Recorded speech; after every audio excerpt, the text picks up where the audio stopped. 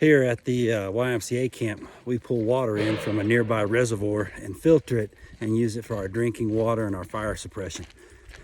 Today we'll be cleaning out one of the sand beds that the water filters through, and I'll show you how that's done.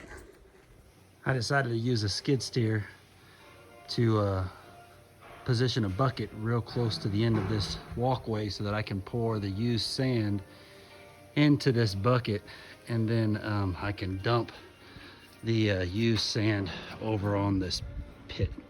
This application takes a very special kind of sand. I'll be telling you about that later.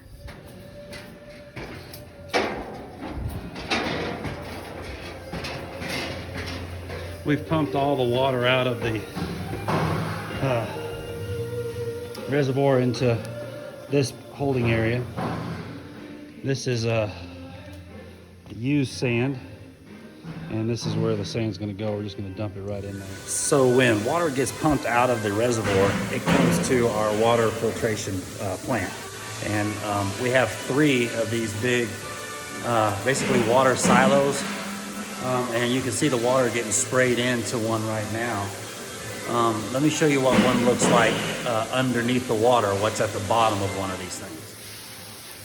So this is an emptied out water pit, and you can see that there's a layer of sand down there.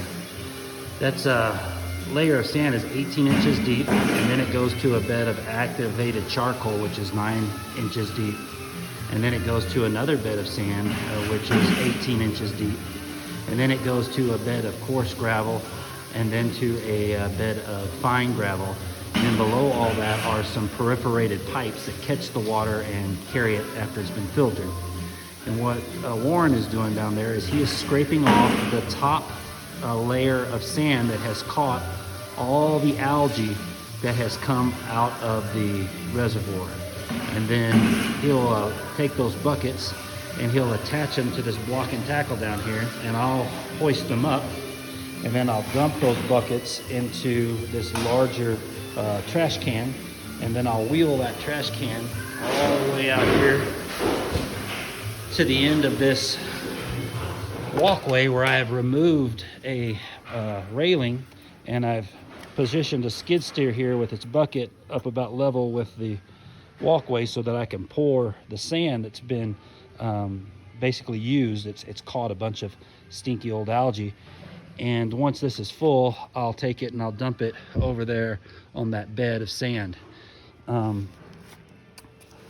About somewhere underneath the sand, the first layer of sand, bacteria starts to grow, and this sand is crucial in cultivating that bacteria, and that bacteria eats some of the pathogenic algae that makes it through the top layer of sand.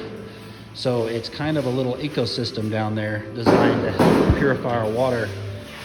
After the water goes through here, it gets treated. It gets filtered actually again through a mechanical filter, then it gets treated with chlorine and pumped up to some holding tanks.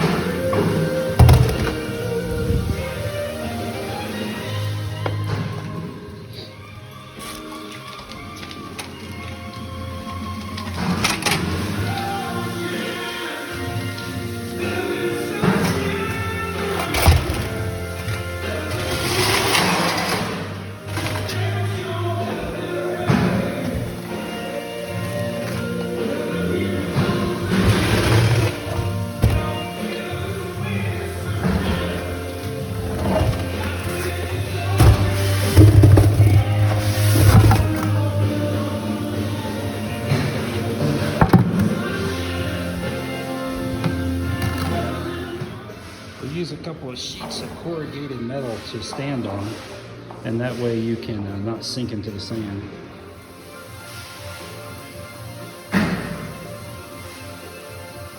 I think things were different at the camp here at the time too. I don't think there was the support that there is now, which didn't help them either. But should have done a couple things differently, that's for sure.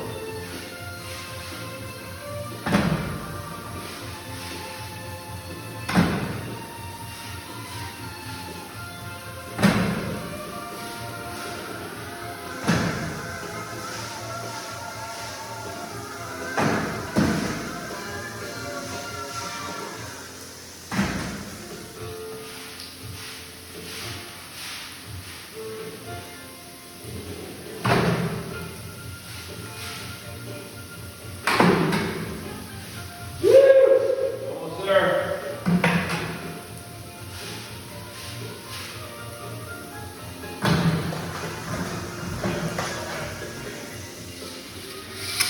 So after all the algae is scraped off the top, we use a landscape rake to go back over the surface. And the reason we're doing that is because, as careful as you might try to be, it's still pretty common for you to dig some places down a little deeper than other places. And this helps level it all back out so that when you go to shovel out sand again, it's more of an even, flat surface. We also try to grade the sand so that the low point is at this corner, so that when it comes time to pump the water out, we can set up a little pump filter in the corner there, and the water will be graded to drain down from all the sides into that that little pump. So a lot of the dirt has been pulled out now. It's filled up this whole bucket. So it gives you an idea of how much sand has come out of this thing.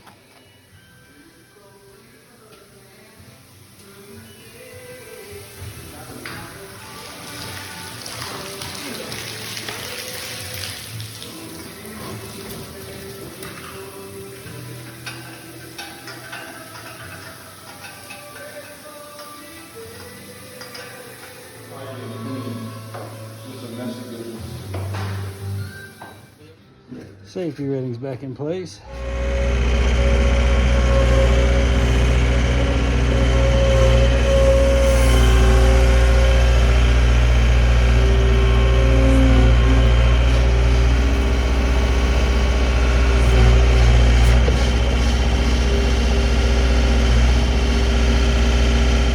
Thanks for watching my video. Please like and subscribe to my channel, because I'm trying to get rich and move to Belize. Y'all have a good day.